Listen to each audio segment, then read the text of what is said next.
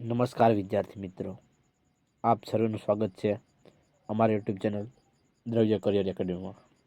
વિદ્યાર્થી મિત્રો, તમને લોકોને કહેલું હતું કે આપણે કંડક્ટર અને ડ્રાઈવર માટે સ્પેશિયલ ગુજરાતની ભૂગોળ માટેનું રિવિઝન સિરીઝ લઈને આવશું, જેમાં ગુજરાતની ભૂગોળના 500 જેટલા પ્રશ્નો હશે, જે અગાઉ કંડક્ટર અને ડ્રાઈવરની પરીક્ષા લેવાયેલી છે તેના એનાલિસિસ મુજબ હશે અને તેના લેવલનું હશે।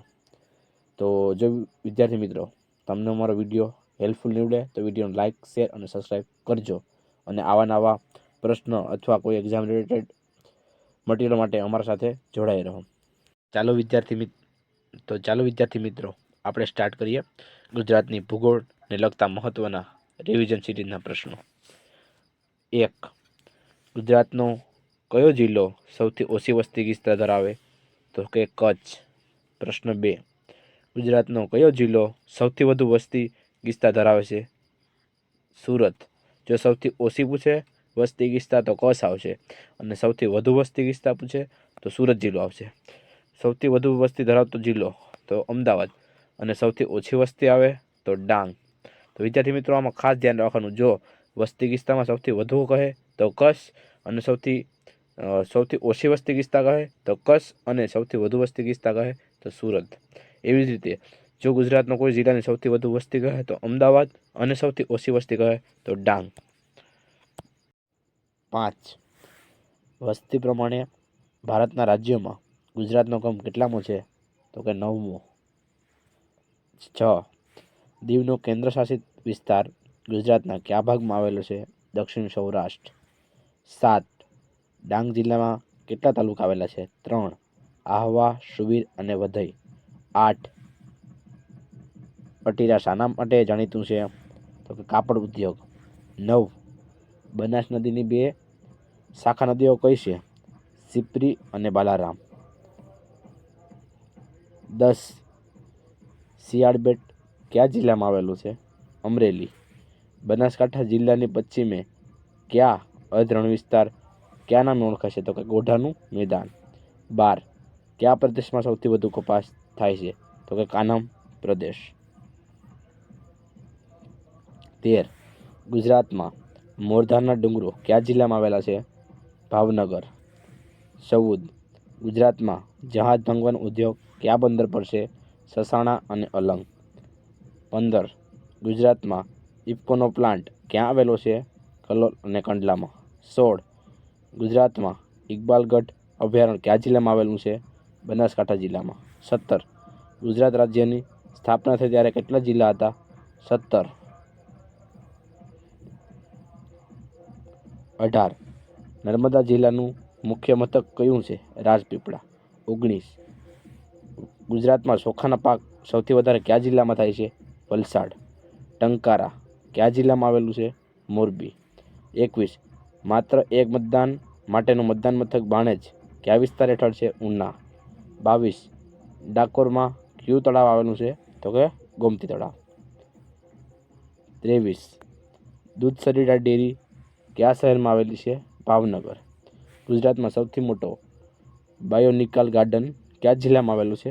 ડાંગ। 25.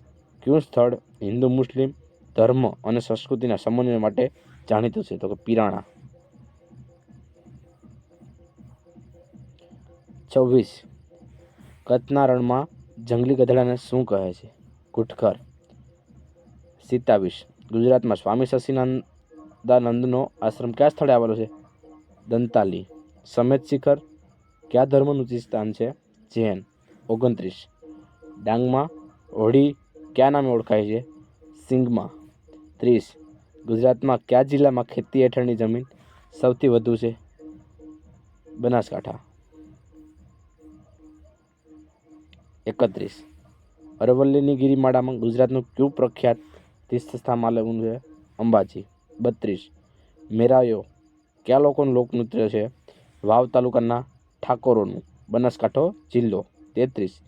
ગિરનારનું સૌથી ઊંચું શિખર કયું છે? ગોરખનાથ। 34. કયા પ્રદેશમાં ઊંચા પ્રકારનું ઘાસ થાય છે? બન્ની।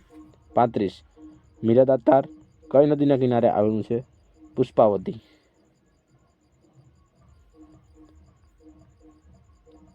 36.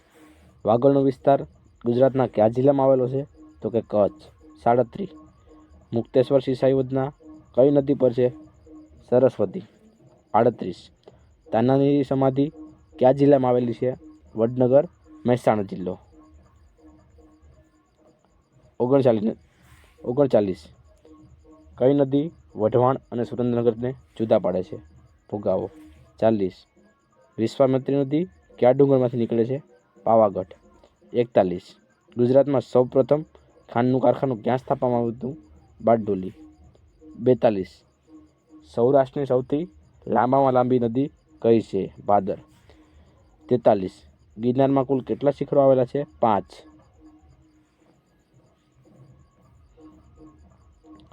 44. અકીકના નમૂનાદાર વસ્તુઓના ક્યાં બને છે? 44 છે. અકીકની નમૂનાદાર વસ્તુઓ ક્યાં બને છે? ખંભાત, આણંદ જિલ્લો. 45. ગુજરાતનો સૌથી મોટો વનસ્પતિ ઉદ્યાન ક્યાં આવેલો છે? વઘઈ, ડાંગ જિલ્લો. 46. રવિસિંહનો મેળો કયા તાલુકામાં ભરાય છે? રાપર. 47. સુમુલ ડેરી કયા શહેરમાં આવેલી છે? સુરત. 48. ચીપુ નદી કયા જિલ્લામાં આવેલી છે? બનાસકાંઠા. 49. જિલ્લાઓની નવરચના થયા બાદ ગુજરાતમાં કેટલા જિલ્લા સમુદ્ર કિનારે ધરાવે છે? 15. ગુજરાતના કેટલા જિલ્લા સમુદ્ર કિનારે ધરાવે? તો કે 15.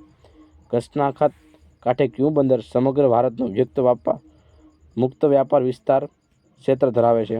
તો કે કંડલા. જો વિદ્યાર્થી મિત્રો તમને અમારો વિડીયો જરા પણ મદદગાર થયો હોય તો વિડીયોને લાઇક, શેર અને સબસ્ક્રાઈબ કરજો. હજી આવા નવા ભાગ જોવા માટે, આ સિરીઝ કન્ટિન્યુ જોવા માટે અમારી સાથે બન્યા રહો.